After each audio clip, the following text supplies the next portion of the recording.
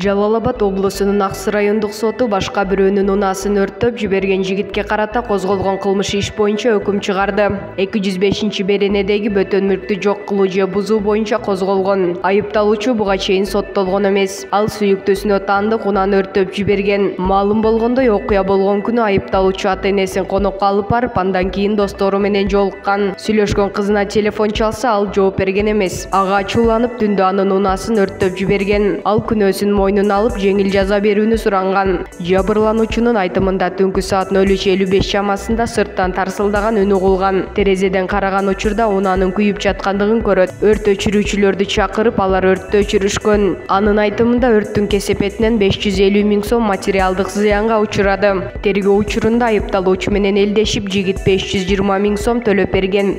Ал эми 30 000 сомдон баш тарткан. Соттун токтомундагы маалым боюнча жабырлануучу тосмо арыз жазып берген. Ал эми өрттөлгөн унаа базарда болжол менен 350 000 сомдон 400 000 сомго чейин бааланат. Жыйынтыгында сот айыпталуучунун күнөөсүн мойнуна алып, жабырлануучуга келтирилген материалдык чыгымдарды төлөп берүүсүн эске алып, 60 000 сом айып салып, 1 жылга пробациялык көзөмөлгө алуу чечимин чыгарган. Аны көзөмөлдөө Аксы райондук пробация кызматкерлерине жүктөлдү.